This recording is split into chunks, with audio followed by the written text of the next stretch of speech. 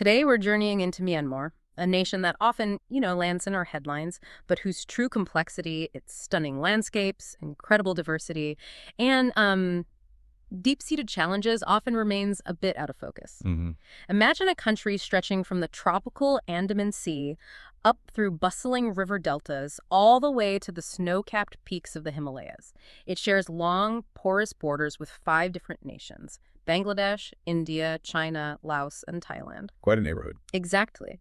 And this rich tapestry of geography and culture, while beautiful, has also historically been a wellspring of incredibly complex, often, violent challenges. That's putting it mildly, yes. Our mission today is to cut through some of that noise and give you a crucial shortcut, really, to being truly well-informed about the labyrinthine world of Myanmar's resistance movements, Yeah. particularly after the 2021 military coup. We're going to try and uncover the intricate dynamics between the established ethnic armed organizations, the EAOs, these are groups with decades of fighting experience, and the newer civilian-led People's Defense Forces, the PDFs. A really key distinction there. Yeah, and we'll explore how their shared opposition to the military junta, the Tatmadaw, exists alongside internal competition and sometimes very different visions for what Myanmar's future should even look like. Which is central to the whole problem, really. And here's why this matters to you. This isn't just some story about a faraway conflict. It's a profound kind of universal look at how disparate groups find common cause, but also struggle with unity and navigate the brutal realities of war and the quest for self-determination. hmm Understanding these nuanced new friends, old enemies relationships is absolutely key to grasping the trajectory of Myanmar and, by extension, stability in Southeast Asia itself. It has huge regional implications. So we're diving into a central paradox right from the start. The 2021 coup undeniably united many against a common adversary, sparking these fervent hopes for a truly unified federal army. There was a lot of optimism initially. Yet, what our sources show is that the reality on the ground is, it's a fragmented landscape. You see both remarkable cooperation and persistent, often challenging competition. It's a fight for freedom, yes, but one where the alliances feel shifting. Etched in sand, as you said. Not stone. Definitely not stone. Okay, let's unpack this then. Before we dive into the real nitty-gritty of the current conflict, let's quickly get a sense of Myanmar itself. What kind of place is it geographically and culturally that has sort of shaped these divisions? Indeed, that geographical reality is absolutely a cornerstone. You've got the largest country by area in mainland Southeast Asia, and historically the Central Lowlands, the Irrawaddy Basin, that's been the heart of Myanmar power. They're the majority ethnic group. While the highlands, these vast border areas, they're this stunning tapestry of diverse ethnicities, and they have fiercely guarded their autonomy for, forever. That distinction sounds crucial. It is, between the Central Plains and those border regions, Yeah. especially with those 5 neighboring countries you mentioned. The borders have always been quite permeable. And demographically, what does it look like? Well, the 2014 census put the population at over 51 million, but you have to take that with a grain of salt because many regions weren't consistently under central control, so accuracy is tricky. Okay. Burmese is the official language, and the country is predominantly Theravada Buddhist, almost 88%. But you also have significant Christian and Muslim populations, around 6% and 4% respectively. And ethnic groups. Officially, 135 are recognized, but our sources are clear. Many more exist off that list. It creates this incredibly rich, but also, historically complex mosaic of identities, all vying for space for recognition. Which leads us back to that history of fragmentation, right? Exactly. This leads us to a really vital piece of historical context. The whole idea of a truly unified central state ruling everything, that's largely a modern construct for Myanmar. Really? Yeah. Throughout history, you had various kingdoms, the Taungoo, the Mon-speaking Hanthawaddy Kingdom down south, the Kingdom of Varakyu out west in Rakhine, even the Shan Sabwas, these princes in the east. They all held sway over different regions at different times. So never one single ruler controlling everything. It was rarely, if ever, consistently ruled by a central state, especially in those highland areas. They often just paid tribute or were left alone. Then the British arrived. The invasion in the 19th century eventually led to full colonization by 1885, and Myanmar, or Burma as they called it, was incorporated into British India. And they drew the current borders? They drew the modern borders, yes. But even then, the land has never been fully controlled or unified by a central government. The British ruled the center directly, but often indirectly, through local leaders in the hills. And after independence, that famous agreement. Ah, the Panlong Agreement. Critically, post-independence in 1948, this agreement was meant to unite the various ethnic groups under General Aung San Suu Kyi's father. Right. It promised full autonomy in internal administration for the frontier areas, a huge promise. But it was broken almost immediately after independence. And that poisoned the well. Completely. That broken promise fueled decades of ethnic conflict and created this deep-seated grievance, this mistrust of the central Myanmar state Yeah. that absolutely defines the resistance even today. It's fundamental. So, okay, given this long history of fragmented control, broken promises, what was the specific match that finally lit the fuse in February 2021? What plunged Myanmar into this current devastating civil war? Well, the 2021 coup wasn't really a sudden break from history. It was more like a violent reassertion of military power after that brief, quite hopeful democratic interlude. The NLD wins? Exactly. The National Lead for Democracy, the NLD, led by Aung San Suu Kyi, they'd won landslide elections in 2015 and did it again in late 2020. Huge popular mandate. But the military still held power behind the scenes. They did. The military, the Tatmadaw, had cleverly rigged the system. They wrote the 2008 Constitution themselves, which reserved 25% of parliamentary seats for them, automatically. And they controlled the key ministries: defense, home affairs, border security, real power. So they were never truly out of the picture. Never. Then, on February 1st, 2021, the Tatmadaw, calling itself the State Administration Council, or SAC, just seized power. Plain and simple. Arresting Aung San Suu Kyi. Arresting her, President U Win Myint, other leaders claiming the recent elections were fraudulent despite no real evidence. This act immediately triggered just widespread outrage. And the protest started immediately. Immediately. And what unfolded was, well, extraordinary. A popular uprising across the country. Peaceful protests met with just extreme violent suppression. We saw the images. It was brutal. It was. The military's systematic detention, torture, sexual assault, killings of protesters. It pushed so many people to a breaking point. Yeah. They felt they had no choice but to take up arms. And that became the Spring Revolution. That grassroots response, became known as the Spring Revolution. It highlights its organic, spontaneous nature, people just saying, enough. And new groups started forming out of it. Completely new entities emerged. Ousted lawmakers, the ones who escaped arrest, they formed the committee representing Kidang Su Luto, the CRPH. The parallel parliament. Kinda, yeah. Yeah. Which then created the National Unity Government, the NUG. This is Myanmar's legitimate elected government, recognized by many, but operating in exile. And the CDM. The civil disobedience movement. Huge. Yeah. Government workers, teachers, doctors, nurses, they went on strike en masse, paralyzing the state. But the crackdown continued. Oh, yes. And the brutal crackdown on these CDM protesters directly led to the formation of these People's Defense Forces, the PDFs, ordinary civilians, students, activists, farmers. Just regular people picking up weapons. Literally. Our sources note the very first battle, reported in Saging region, March 26, 2021. Residents defending protest sites with, get this, single-shot hunting rifles against the army. Wow, that just shows the desperation, the resilience. Incredible. It truly highlights that spirit. You know, this idea of diverse, often unarmed groups finding common cause is amazing, but our sources stress it's much more complex. What does that new friends, old enemies dynamic actually look like on the ground? Especially with this explosion of new resistance. Yeah, the scale of this new resistance is unprecedented, astounding, really. Since April 2021, over 2,600 new non-state actors have emerged. PDFs, local defense forces, LDFs. 2,600? That's the number ACLD tracked. It represents a staggering 21% of all ACLD recorded non-state armed groups worldwide.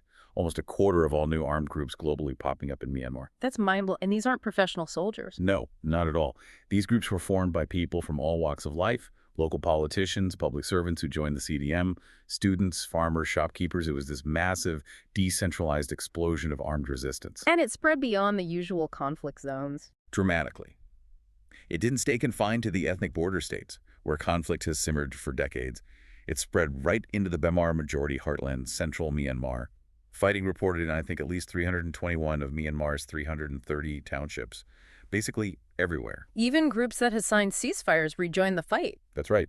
Even some signatories of the 2015 Nationwide Ceasefire Agreement, the NCA, like the very powerful Karen National Union, the KNU, and the Chin National Front, CNF, they resumed fighting the military, reversing years of, well, cautious peace efforts. So how did these new PDFs get organized? Did the NUG play a role? The NUG played a crucial role, yeah. They worked to formalize many of these new PDFs into battalions under its command and control structure, trying to bring some order to the chaos. And the established EAOs, did they help? Hugely important. Some key EAOs aligned with the NUG. They helped draft the Federal Democracy Charter, a blueprint for a future Myanmar. And critically, they provided essential support to the new PDF groups, shelter in their territories, arms training, weapons sometimes, and even joint military operations. That coordination must have been vital. Absolutely vital.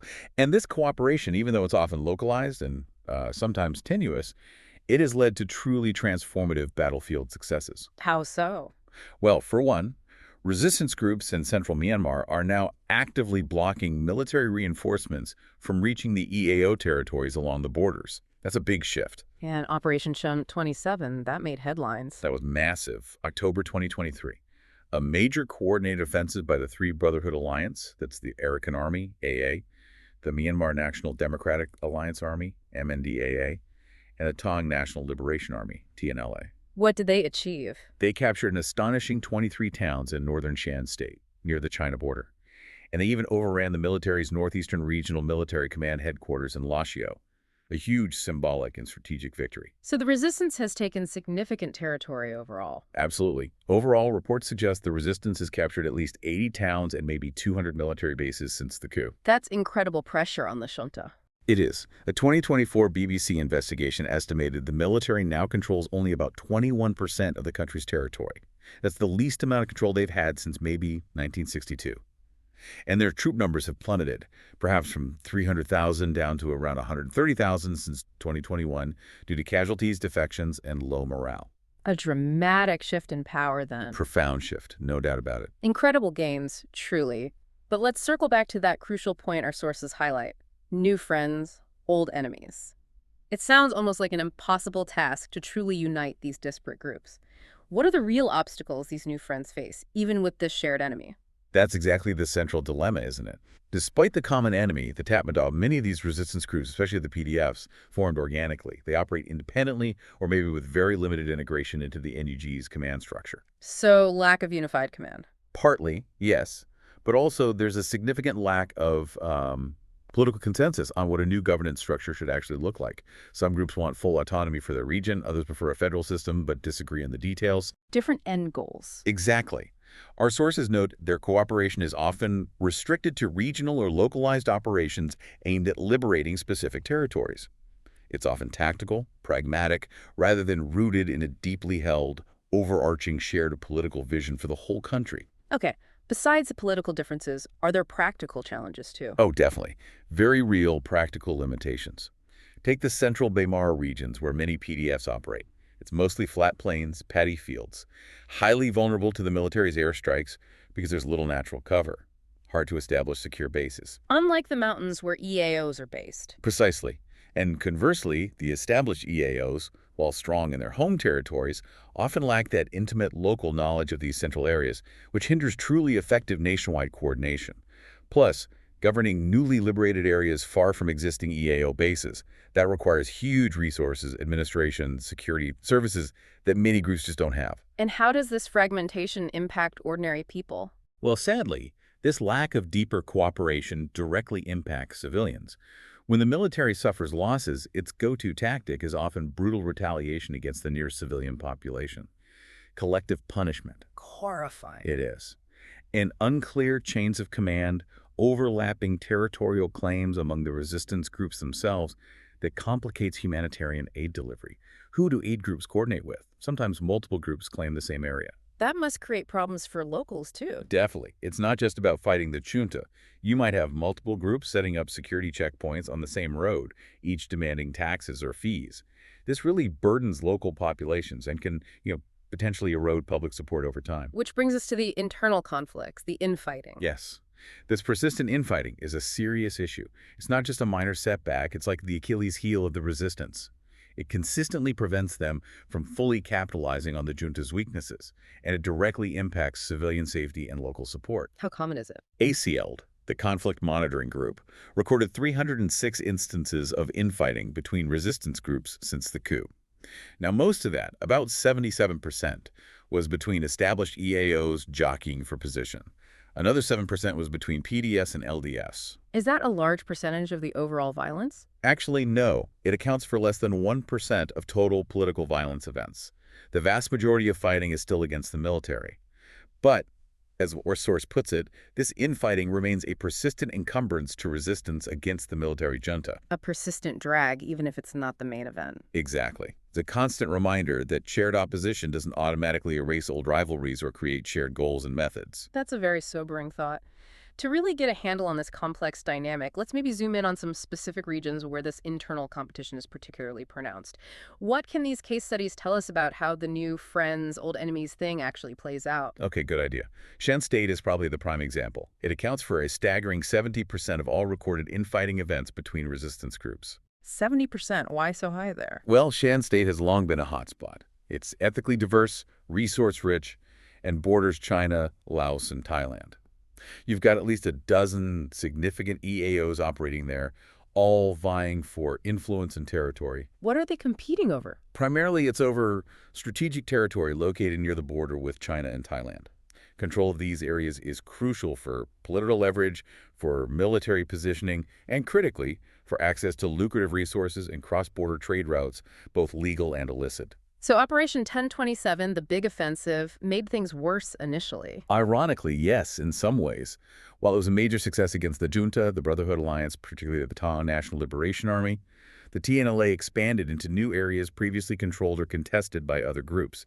This led to clashes with groups like the Kachin Independence Organization, Kia, and the Shan State Progress Party, SSPP-SAN, over who governs these newly captured towns. Were those disputes resolved? Fortunately, yes, at least for now. The Federal Political Negotiation and Consultative Committee, or FPNCC, which is a China-backed coalition of some northern EAOs, mediated talks. Commitments were made to avoid future attacks between those specific groups, but it highlights the delicate balance. Okay, what about Chin State? You said that was different. Right. Chin State, bordering India and Bangladesh, accounts for about 8% of infighting events. Yep. It shows a different kind of fragmentation. Historically, there was really only one established EAO there, the Chin National Front, or CNF, and its armed wing, the CNA. But new groups emerged after the coup. Exactly. Post-coup, something like 18 new local defense forces, LDFs, sprang up across Chin State, and the resistance there eventually split into two main coalitions in December 2023. Two competing coalitions? Yes. You have the Chin Brotherhood, which gets backing from the powerful Arakan Army, full ALA from neighboring Rakhine State. And then you have the Chinland Council, which is led by the older CNF-CNA. What are they fighting about? Disputes quickly arose over governance issues, like who gets to set up new administrative bodies in liberated areas. Yeah. The CNF-CNA accused the Arakan Army, the ULAA, of meddling in Chin affairs, trying to exert influence beyond wrecking state. Has it led to actual fighting between them? Unfortunately, yes. Sporadic armed clashes have occurred, for instance, over the strategic town of Matupi in June 2024. These clashes cause civilian displacement and, crucially, waste vital resources that should be directed against the common enemy, the junta. And the third example, Seging region. That's in central Myanmar, right? Yes. Seging accounts for about 12% of infighting, and it's a newer battleground, part of that Baymar heartland we mentioned. This area historically lacked well-established EAOs, like in Shan or Chin. So what does competition look like there? It's much more atomized. You have hundreds of diverse, independent local resistance groups, PDFs, LDFs, even smaller village-level People's Defense Teams, PDTs. They often operate without any real unified command structure above the very local level. Hundreds of groups. How do they compete? Imagine a region suddenly flooded with newly armed community groups. They're all fighting the same enemy, the Tatmadaw, but they also find themselves competing for the same limited resources. Weapons, ammunition, food, fuel, even just local popular support and loyalty. So it's competition over basic necessities. Largely, yes. Competition over resources and public support. And this has led to frequent confrontations, sometimes escalating to retaliatory arrests and shootings between different local groups. Can you give an example? Sure. There was an incident in April 2024 where one LDF group, the Burma National Revolutionary Army, or BNRA, seized a timber truck, maybe tried to fund themselves, and detained about 30 members of a local PDF battalion. The PDF then retaliated by detaining 20 DNRA affiliates. That sounds chaotic. It is, and this lack of unity and sagging, combined with the geographical disadvantages we talked about, the flat terrain vulnerable to air power, has significantly hindered their ability to achieve the kind of lasting territorial control seen in some other regions where coordination is better, even if imperfect. So, okay, we have this picture. A military junta that's clearly losing ground, losing control, losing troops. But a resistance that, despite incredible bravery and success, is struggling with its own internal divisions. What does this all mean for the military itself? How are they adapting, and what does this suggest about Myanmar's future? Well, zooming out, the military junta is undoubtedly struggling. You see clear evidence of that. The forced conscription drive they launched in February 2024, they've reportedly conscripted around 30,000 people since then. Which is causing people to flee. Exactly. It's prompted this worrying exodus of young people, particularly from the cities, trying to avoid the draft. And reports consistently speak of waning morale within the ranks. Desertions are up. But there's always a but. There is. They still retain significant technological advantages, primarily through their air-powered jets, helicopters, drones, and they still have foreign suppliers. Well, reports mention things like EU-manufactured components, like anti-jamming tech found in drones they use. Myanmar military personnel apparently received training from Belarusian universities. And of course, ongoing, if sometimes complex, support from Russia and China. This air power allows them to project force and inflict pain even when they've lost control on the ground. And are they trying to exploit the resistance's division? Absolutely. That's classic Tatmadaw strategy. They're actively using ceasefire politics and divide and rule tactics, trying to peel off groups. Ow! Well, they've invited PDFs to disarm and participate in planned elections, supposedly in 2025. A move the NUG and its allies have denounced as pure manipulation, calling the elections a mirage. Trying to legitimize themselves. Precisely. The junta even lifted the state of emergency in July 2025, specifically framing it as a step towards enabling these elections. Western governments have been highly critical, viewing it as a sham to consolidate power, not a genuine democratic opening. And China's role in all this. China's influence is huge and complex. Beijing actively brokers ceasefires, like one reported between the junta and the TNLA in August 2025. Why? What's China's interest? China has substantial economic interests in Myanmar. Critical minerals, oil and gas pipelines crossing the country to the Indian Ocean, major Belt and Road Initiative infrastructure projects, access to deep-sea ports. Their primary goal is stability, protecting these investments and preventing chaos spilling over the border, which sometimes means dealing with or even propping up the junta to achieve that stability, even if they also engage with some resistance groups. Okay, so turning back to the resistance, what are their prospects realistically, given these challenges? Well, there are definite opportunities. Some NUG-aligned PDF battalions are evolving. They're becoming more professional, more institutionalized armies, not just scrappy militias. Getting better organized? Yes.